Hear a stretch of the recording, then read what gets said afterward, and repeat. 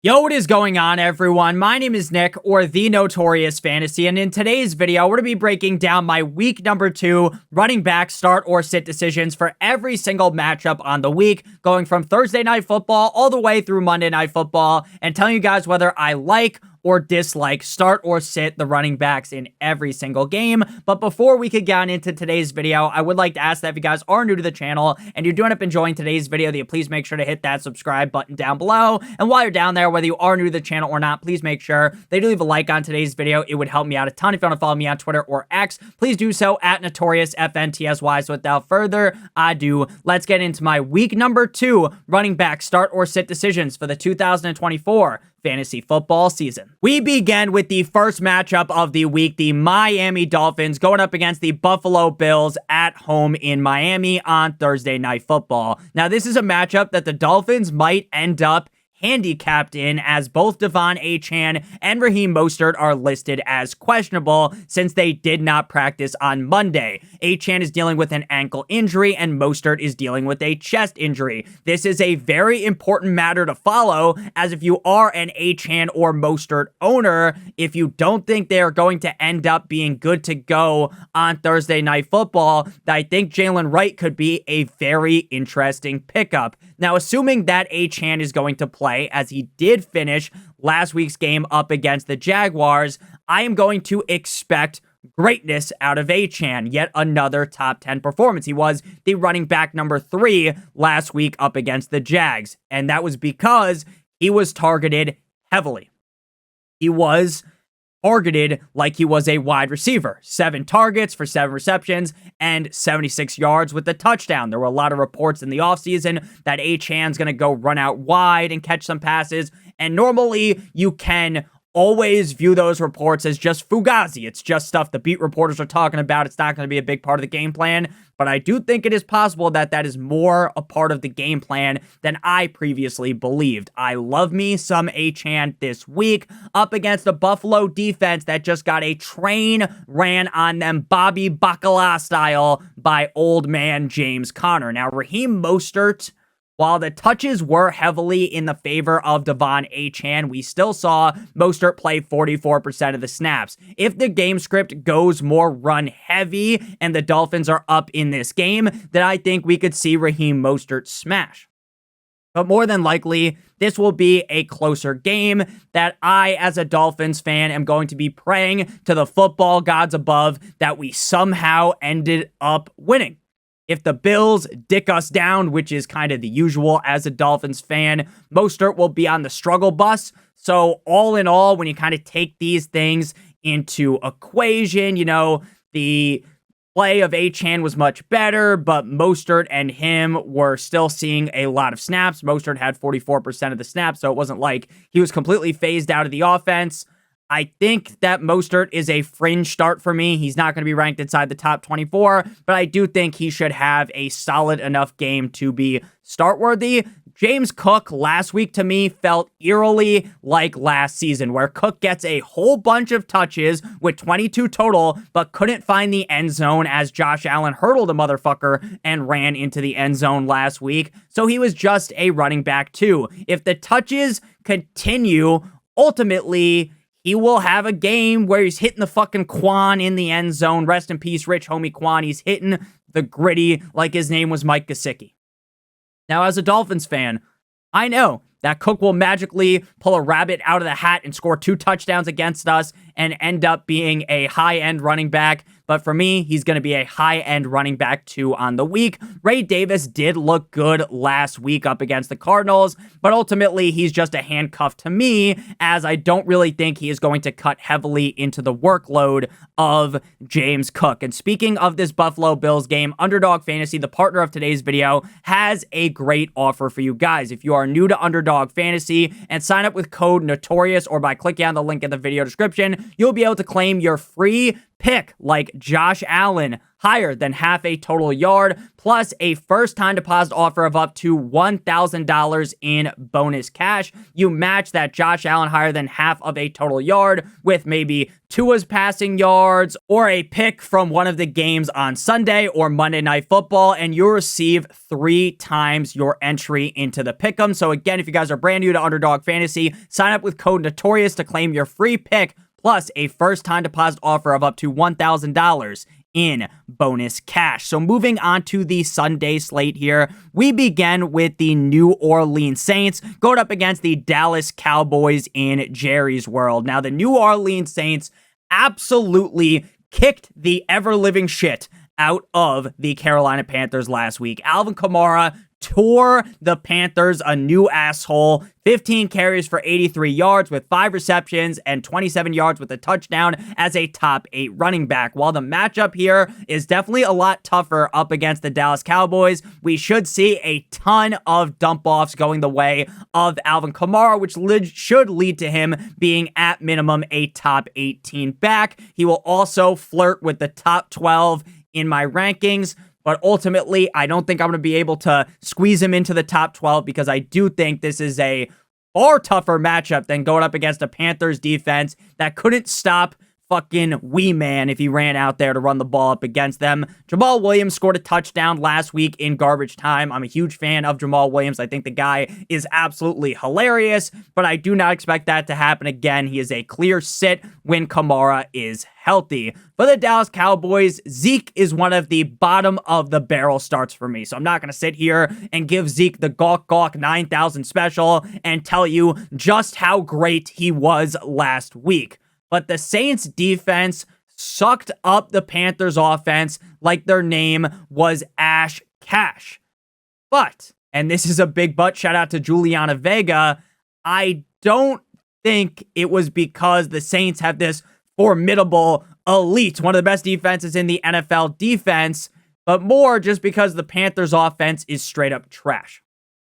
So while I don't really expect the Cowboys defense to be on the struggle bus here, if Zeke scores a touchdown, you are going to end up happy. If Zeke doesn't end up scoring a touchdown, you are probably going to be very, very, very disappointed. Zeke did outsnap Dowdle last week, 51% to 44%. So at least as of right now, it feels like Zeke will slightly outtouch Dowdle going forward. I think things could easily flip-flop. So that just leaves Zeke in the fringe start position. I'm not going to sit here and bang the drum for him, but I think he is fine. Like worst case scenario, last ditch effort, start him. And with Zeke out touching Dowdle, I just don't want to be starting Dowdle. Next up, we move to game numero 3, the Tampa Bay Buccaneers at the Detroit Lions, a rematch from the playoffs last year, a game, spoiler alert, that the Detroit Lions ended up winning.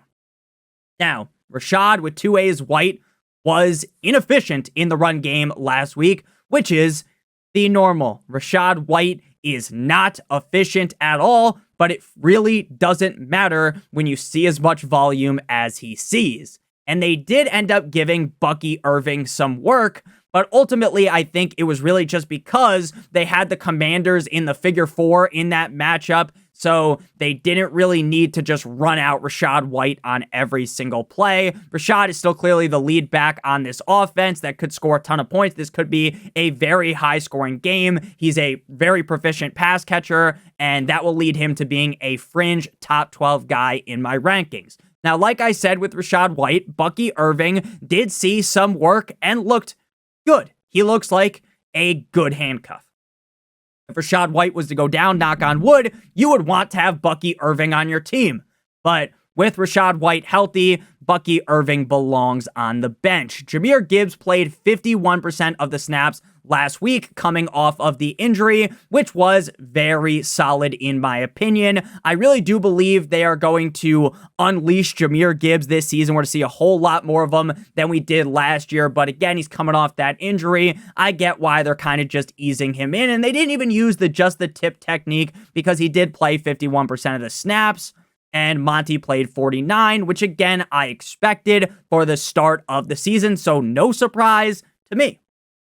Now, maybe some of you guys were very surprised. Oh my God, why is Montgomery getting used so much? Well, if you kind of knew how this tandem would work, you really shouldn't have been surprised. The team did use David Montgomery as a wrecking ball in overtime to win the game, but Gibbs did still see a ton of usage, and he found his way on into the end zone as well. Against the Buccaneers defense, I expect a lot better of a showing by the Lions offense as a whole, and I expect Gibbs to finish as a top 12 back. Monty was exactly last week what I thought he would be, a reliable top 24 back with top 12 upside if things go his way. And by if things go his way, maybe an extra target that he's not used to, and maybe he falls into the end zone twice. He finished as a top 18 running back last week with 91 rushing yards and the game-winning touchdown. Should be fine sailing here. It's not going to be the most smooth sailing straight to a running back top five performance or something like that, but it should be fine against the Bucs. He is far from a must-start guy by any means, but should be a low-end running back to at least, and if something was to happen to Gibbs, knock on wood, David Montgomery would instantly jolt himself into the top 5 conversation. Game number 4 here, we got the Indianapolis Colts at the Green Bay Packers. Now, JT will be a top 5 running back in my rankings this week. We just saw the Packers defense allow 3 rushing touchdowns to Saquon Barkley in Brazil. I understand that Jonathan Taylor didn't have the week that we were all looking for based upon where we drafted him up against that Houston Texans defense. But last week, what we saw out of the Packers, I think this is going to be a game where the Colts win with relative ease. Now, if Jordan Love magically rises from the dead and is able to play in this game, then yeah, Jonathan Taylor might not be in the perfect A1 steak sauce position, but without Jordan Love, this is going to be a hard offense to watch with Malik Willis under center. So you need to be starting Jonathan Taylor and not even be thinking about it at all. There's not even a debate. He will be a top 5 running back for me in my rankings. Now, Trey Sermon played a grand total of 2 snaps, dose snaps, as Jonathan Taylor played 96% of the snaps. JT is the workhorse. No need to even consider Sermon. Now, Josh Jacobs, it does hurt me to say that I think Josh Jacobs is screwed with Malik Willis under center. Malik Willis is not good. I know coming out of Liberty, some of you might have believed in him, and, you could see on the tape in college, maybe this guy could do it, right? Maybe this is the next Lamar Jackson. Maybe this is the next this guy, the next that guy. Maybe he can do it. See, it didn't work in Tennessee, and he couldn't even throw the fucking ball at the end of the game to try to win up against the Eagles. I don't trust Malik Willis, and with him under center, Jacobs moves from being a guy that up against the Colts, he would have been top 12 in my rankings with Jordan Love Me Tender, Love Me Sweet, to a guy that may not even end up cracking the top 20 of my rankings. Now, the game plan should be to feed Jacobs Violet Beauregard style, but ultimately, those are high hopes because if the Colts are dealing out back shots here, they're going to have to try to throw the ball, which is negative game script for Jacobs. He didn't get a lot of targets last week, which hurt my soul. I think Jordan Love's going to be fine in a couple of weeks based upon what I've read. So once Jordan Love comes back, things will be a lot better for Josh Jacobs. But as of right now, you're not going to fucking sit him because I don't think the Packers are going to be so bad to where Jacobs can't be fine. But he's not the guy that I wanted him to be due to the injury. Emmanuel Wilson seems like a competent backup running back, even if Marshawn Lloyd is back. We should be seeing Wilson operate as the running back 2 behind Jacobs due to just how good he looked up against the Eagles, but you definitely don't want to be starting him. Next up, we move to the New York Jumbo Jets at the Tennessee Titans, and it brought me immense happiness. I was bricked up watching the game as the Jets got bent over a table by big cock Brock Purdy. I am a generational New York Jets hater. But, and this is a big but, shout out Mia Malkova, I do think brighter horizons are ahead for the Jets. Week 1, everyone's going to overreact. The Jets suck. The Jets defense has more holes than a glory hole. The Jets defense is softer than baby shit. This, that, the other thing. The Jets are finished, or this team looked good in week 1, so they're going to win the Super Bowl. Caleb Williams looks like shit, so Caleb Williams is a bust. All these crazy narratives that come out. You got to take week 1 with a grain of salt. While as a Jets hater, I was happy. Ultimately, I don't think after one down game to a team that was in the Super Bowl last year, you should be writing the Jets off, right? I don't think that is the case. So the Jets, Brees looked aight up against the 49ers as the Jets offense as a whole didn't live up to expectations. But again, it was game 1 with Rodgers healthy, and I won't let that cloud my judgment on how good I believe Brees Hall could be, as I think Brees Hall is a top 3 running back in terms of talent in the NFL. He still ended up finding the end zone on Monday Night Football and had close to 100 all-purpose yards. He is a must-start running back every single week. You didn't draft him inside of the first round of your fantasy football draft to have him chilling on your bench. I will give the Titans defense some credit as they mauled the Bears offensive attack last week. And it may not be as easy for Brees Hall as I thought it would have been entering into last week. But again, even if I kind of give a little bit of glazing to the Titans, Brees Hall's a lock to be a top 5 running back in my rankings. Braylon Allen looked solid on the 2 touches he got after Aaron Rodgers got pulled and Tyrod Taylor ended up coming into the game. This is clearly Brees' backfield, so I'm not going to waste a lot of time blabbering, yapping on about Braylon Allen. You sit him. Tony Pollard will be a start. Now, the Jets defense just got a train ran on them like they were in a video on the other tube. Not the U one, if you know what I'm saying. The opposite of blue, even though I don't know if that's necessarily the case, but you get what I mean. Pollard ran red hot as a top 14 back last week with 94 all-purpose yards and a tug up against the Bears.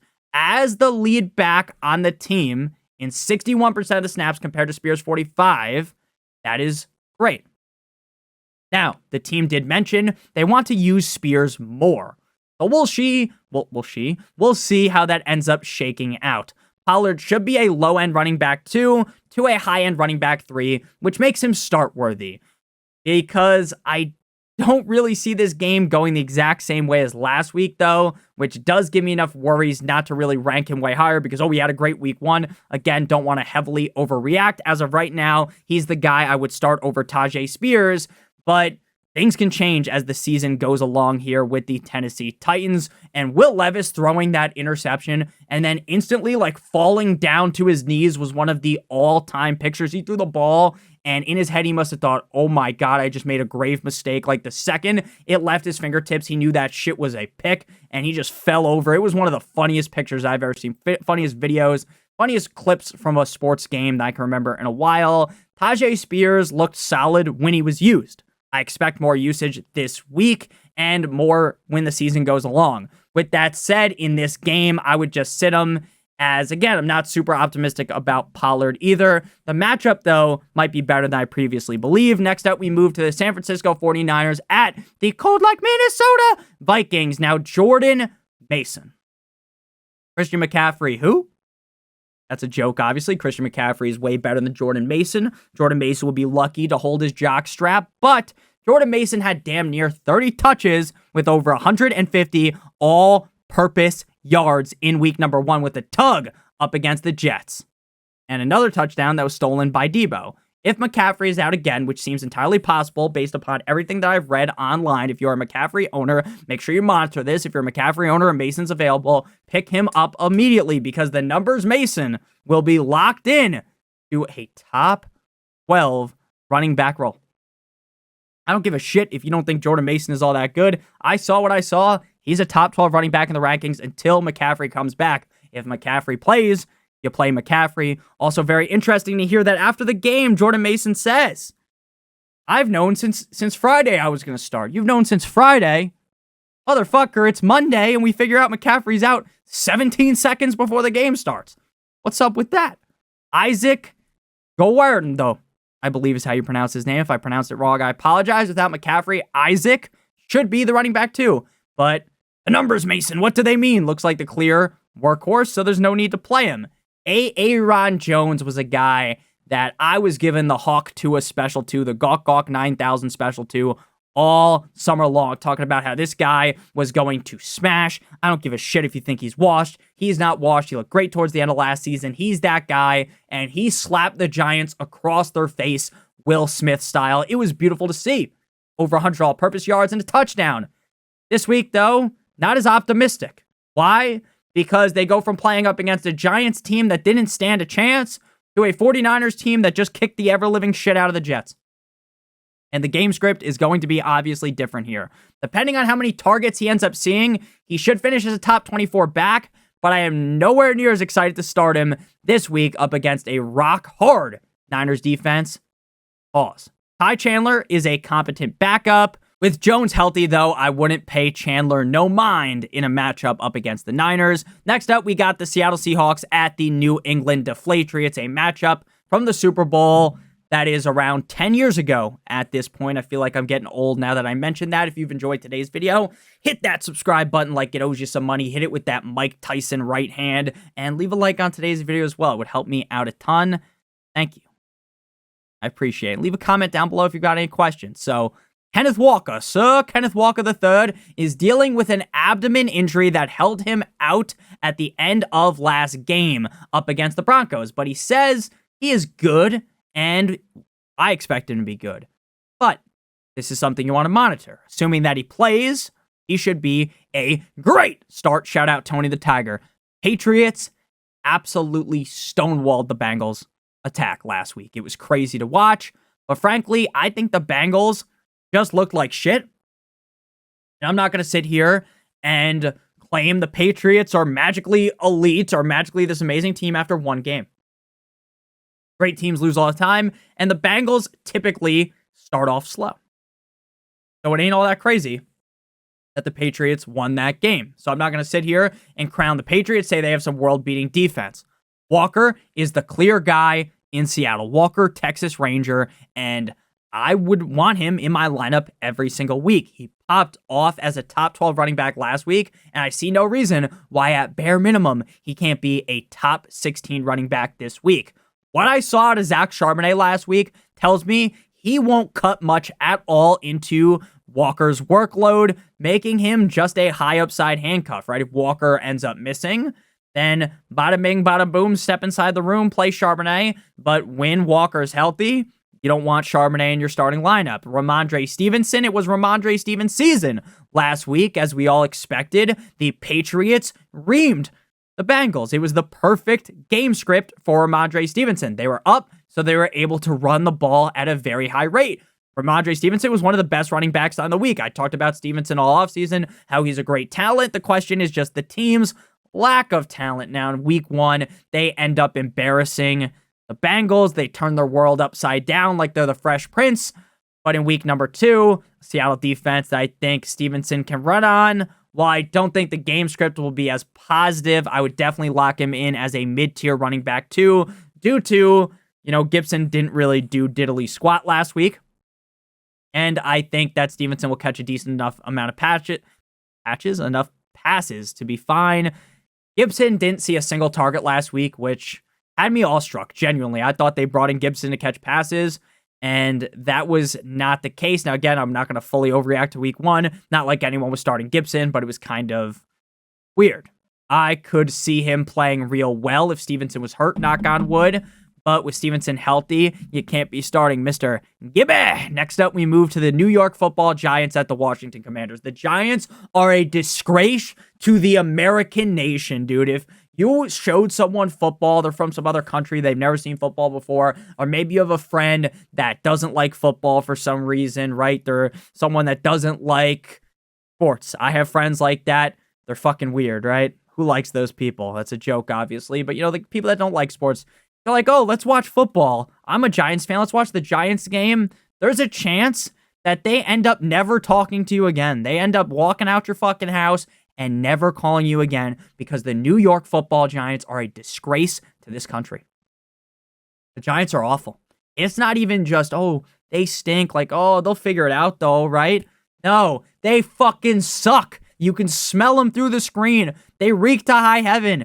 Danny Penny's sucks. This offense is terrible. And I'm not going to sit here and blabber on about them too much because they don't even deserve my words. They don't even deserve me shitting all over them, giving them a Cleveland Steamer special. They don't deserve it. Singletary is the number one guy on New York for the backfield on the Giants.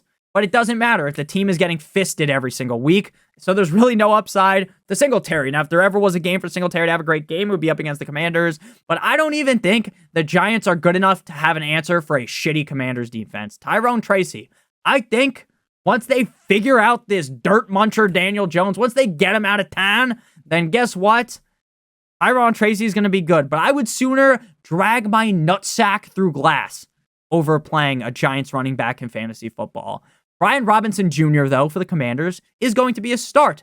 Both Eckler and Robinson played over 50% of the snaps up against the Bucs last week. But Robinson was shining bright like a diamond, and Eckler wasn't doing the best, right? Robinson ended up finding the end zone. It feels like Robinson is the guy you want as of week 2, but I won't guarantee that as being the case for the whole season, as like we said, week 1 can be a liar. This is a matchup where the Commanders should be able to be in a positive game script to churn the ball for Robinson, who is better in these game kind of scenarios where they are winning.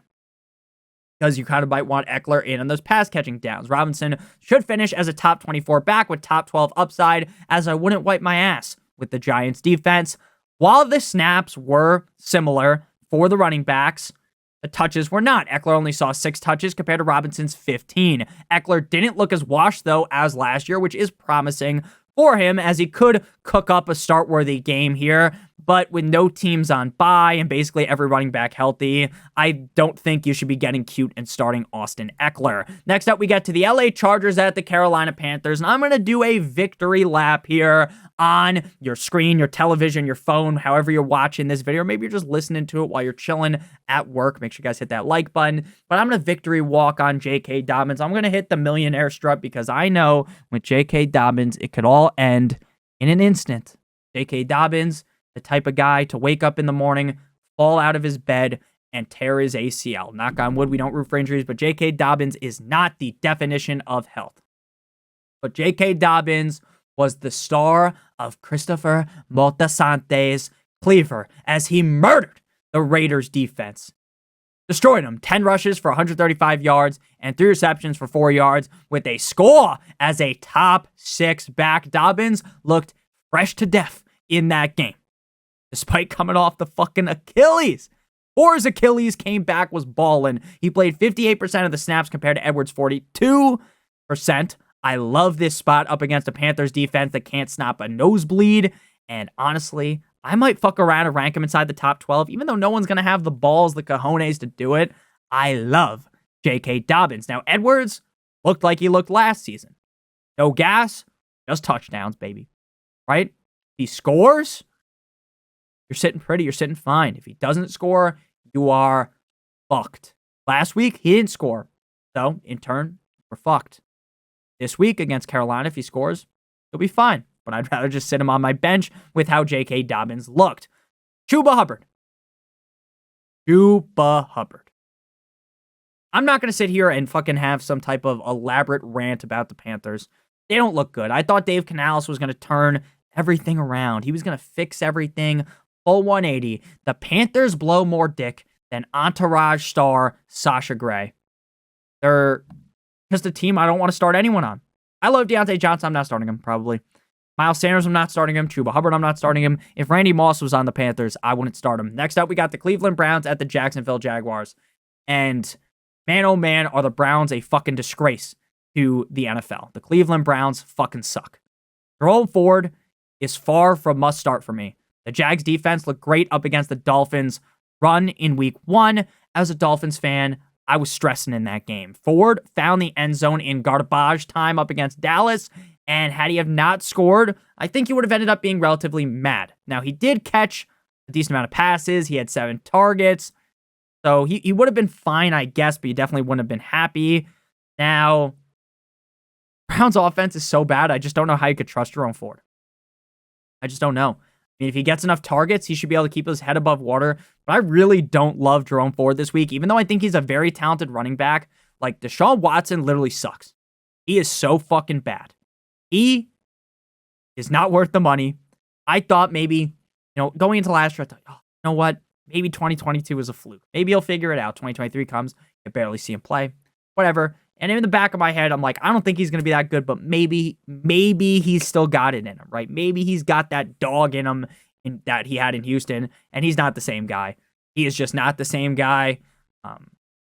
It's easy not to root for Deshaun Watson, and the guy fucking sucks. So maybe he figures it out this week against the Jaguars, but I doubt it. Pierre, hey Pierre, you want to come out here? It was a sick nickname for him, but that's about all I got about him. He's a clear sit. Travis Etienne, ass-eaten season, ultimately fell short of a huge performance as he was one Javon Holland missed punch away from 2 touchdowns. But instead, my man Holland hit him with the Dikembe, no, only 1 touchdown for you, mister, and bang. The Dolphins ended up winning the game basically because of that. Tua launches the ball to Tyreek, but I'm not going to sit here and give the Sukalamink to the Dolphins because they lose to the Bills. I'm going to be sad, and they probably will, so I'm not going to suck them off too much here, metaphorically, of course. Bigsby looked better than last season, as I thought Bigsby was straight up trash. But I still really feel like Etienne is the Jags guy, and I think Etienne is in for a bounce back. The matchup on paper should be tough, but we just saw the Browns get spit roasted by the Cowboys, so this team is on Fugazi watch. Tank Bigsby had 12 rushes last week for 73 yards, and again, as a Dolphins fan, I was in shambles watching that. But I will say, unless Etienne is banged up, I think Tank should just be viewed as a high upside handcuff. Next up, we got the, turn your volume down, the Las Vegas Raiders at the Baltimore Ravens.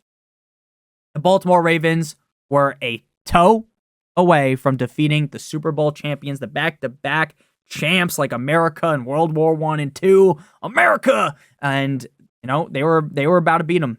But they didn't. It was like that Kevin Durant game in the playoffs when he was on the Nets, where it's just barely over, and it's a 2 instead of a 3. Now, Derrick Henry did not look the best last week. I'll be honest. I'll be real. Let me be honest. Let me be real. Justice Hill outsnapped Derrick Henry 54-46%. And Harbaugh made it clear, crystal clear, that Henry's workload will be managed, but in more positive game scripts, like a game up against the Raiders, where you're not trailing, where you're not playing up against the fucking Chiefs, you're playing up against a team that sucks. I expect Henry to feast. He should bounce back as a running back 1 on the week, and you got to start Henry. I'm not jumping ship after 1 game in week number 1. With that said, I'm also not just going to jump onto the Justice Hill bandwagon. Now, is he worthy of a pickup? Sure. He outsnapped Henry. He outplayed Henry. Scored more points than him. But I don't expect that to be the case up against the Raiders because it's a better game script for Henry. For the Raiders, man, oh man, was I disgusted with what I saw out there. Now, I knew the Raiders were going to be bad. But Zamir White fucking fumbled, and then Madison outsnapped Zamir White in week 1, 60-38%. And all of our fears about Zamir White are coming true.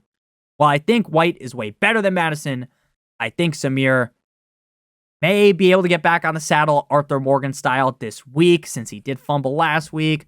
But I'm scared. I'm just going to watch this from far away, right? Like you see when they shoot a gun, and they blow something up like in a fucking FPS Russia video, or like you're watching Mythbusters, they're really far away, right? You want to stay clear, far away. You pull the pin, you throw the grenade, and you run away. You don't stand where the shrapnel's at. You're like, okay, test the water with Zamir White. Or, oh yeah, picked up Alexander Madison. Test the water with Alexander Madison, right? He scored a tug last week. Let's see. Is it going to be what we saw in week 1, or is it going to be different in week 2? You want to wait and see. You don't want to just jump on in there, in my opinion. Next up, we move to the Los Angeles Rams at the Arizona Cardinals, the open of the late slate. I'm going to keep it $1.50. Why are there only 3 games at the late slate? I hate this about the National Football League. Now, I'm not going to sit here and debate it for 3 hours because, Nick, we just care about the running backs. We don't care about what you have to say, which is true. A majority of you don't give half of a shit about me. That's a joke, obviously. I know you love me. I know you care, right? I know you guys love me, but why do they do that, right? The first game, red zone, is like a fucking bukkake. There's a million things flying left and right. It's like a gangbang, right? And then, the late slate, like early on, it's like, wow, now we shoot to New England. Now we're back in Pittsburgh. Now to Arizona. Now to Los Angeles. Back to Miami. Back to New York. To Buffalo. And it's like shooting everywhere. And then you get to the late slate and you're just chilling. There's like no action. It's dry. Just not as fun. I don't know why the NFL does that. There should be 4, 5, 6 games. It should be even. I don't know why they do it. Rams at Cardinals. James Conner. This mother effer, man. He's inevitable. He's like Thanos. He's getting older. And he's getting older, and he's getting older, and it doesn't matter. Death taxes James Conner like top 18 back every single time he's healthy. It is so impressive to watch. The guy's amazing. And I overthought him this year. I really did. We just saw the Rams defense get their shit pushed in by the Lions tandem at running backs. And I think James Conner ends up as a high-end running back 2 on the week with top 12 upside. Trey Benson looked solid, but he got 4 touches. He's just a handcuff. And, I know it's early, but I thought maybe James Conner's workload would get eaten into a little bit more, but that doesn't appear to be the case. Again, week 1. Take it with a grain of salt, though. Kyren Williams dominated the snaps for the Rams in week 1. Nick, Blake Corum's going to steal his job. No. Kyren, 67 snaps. Ronnie Rivers, who sounds like a fucking male porn star or some guy you meet on the Jersey Shore, and he had 7 snaps, and that guy Blake Corum had 0. Now, again, don't panic if you have Corum, but, I'm going to list Rivers as the running back 2 for now until things flip in this week, inevitably, where Corum has like fucking 5,000 snaps, right? Because that's just how it goes. Again, Kyren dominated the snaps, and he's going to let it loose up against that soft Cardinals D. Pause. I see no reason that Kyren will be anything besides a top 12 back this week, and I expect him to greatly outperform his week 1 stat line of just 14 PPR points. Ronnie Rivers, the running back 2, don't care. Sit him down. Next up, we move to the Pittsburgh Steelers at the Denver Broncos. Interesting to see who they end up moseying out there to be the quarterback. Will it be Justin Fields, again, who played good enough, nothing special, but good enough to win, or Mr. Unlimited, Russell Wilson, that corny bastard sitting on the sideline. He's not going to suit up, and he's wearing the jersey, wearing the pads. Absolute fucking tryhard, but honestly, it's pretty funny. I do like Russ deep down. Najee, this is a great matchup for him, and he looked just okay against the Falcons. He had, eye test, he looked good, but the stats weren't really good, but this is a better matchup, though. Warren's health is still very much a question, as I believe that's why he was held back in terms of snap count last week. It wasn't just because Najee's the clear workhorse running back. I don't think that's the case. Now, overall, I can't just sit here and bang the drum and tell you Najee's going to be a top 12 back, even up against a garbage Broncos defense. But Najee should be fine, right? Middle running back 2, low-end running back 2. Good enough. Jaylen Warren, I just have to sit down until I see the touches, the snaps increase. They also used a decent amount of Cordero Patterson last week. Arthur Smith loves Cordero Patterson. Javonte Williams was out-touched by Jaleel in week 1 against the Seahawks, and Javonte Williams touched me in my no-no square, metaphorically, of course, as a Javonte Williams truther. It was bad. It was very, very bad. Now, I won't burn my metaphorical bridge with Javonte after one down game, but this offense looks like straight ass against a stout Steelers defense. I won't be starting either Denver back. But again, it was week 1 with a rookie quarterback, so don't jump ship just yet. That's why I'm not burning the bridge. Burning bridges shore to shore. I'm not doing that just yet. Jaleel McLaughlin out-touched Javonte. Looks better than Javonte. But again, week 1, now into week 2 against the Steelers defense. No need to play them. Next up, we got the Bengals going up against the Kansas City Chiefs. Now, Boss is going to be a fringe start for me on the week. Very promising usage, 65% of the snaps, compared to Chase Brown's 33%. And it's also shocking as I figured the negative game script, hey, you're losing to the Patriots. We'll see more Chase Brown. Not really the case. Last week, Boss did score to help out a not-so-hot day. But with that in the rearview mirror, Boss going from a fringe start to a reliable running back 2 is just really in the hands of the rest of the offense. Can they figure it out, or are they going to get smacked around again? We'll see. As of right now, though, I'm very pessimistic on the Bengals' ability to bounce back here, so he should be fine.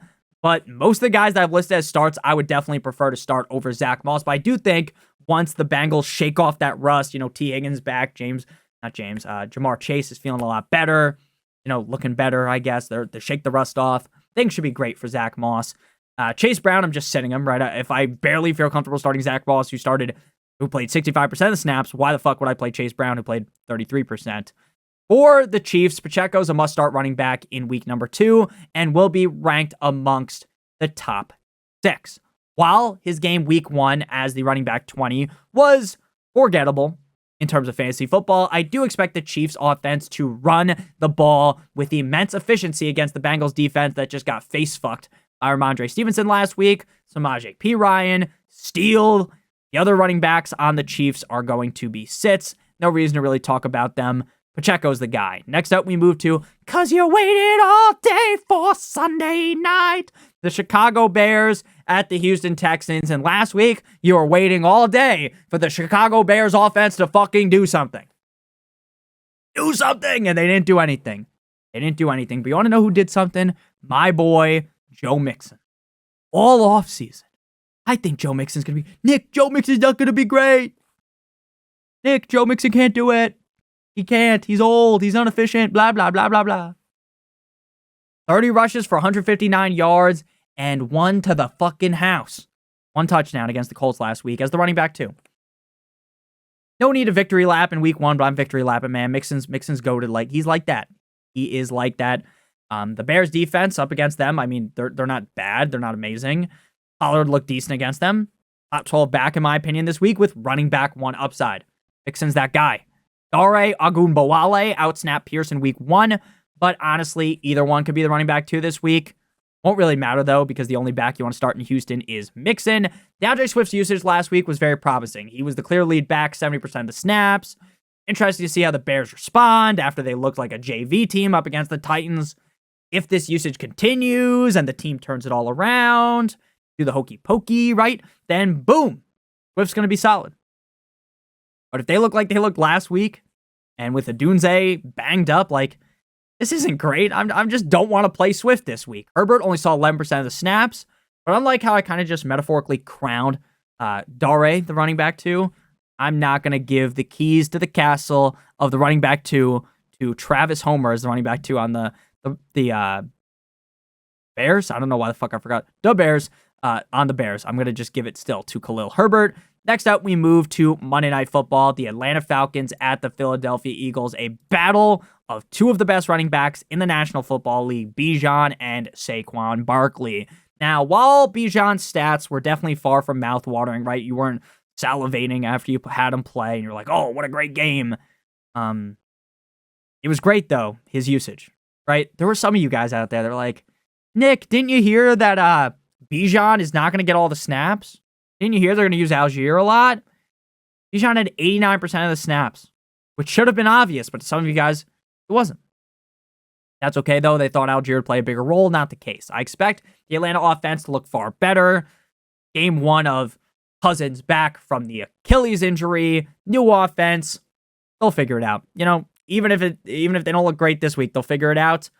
I think this is a way better matchup for them, too, though. And I expect a top 5 game out of Mr. Robinson. Algier, you sit him. Bijan's the guy. Saquon Barkley had the Packers in a chokehold. He hit him with the F5, the 5-knuckle fucking shuffle. It was beautiful. The man ran for over 100 yards and 3 touchdowns as the running back 1.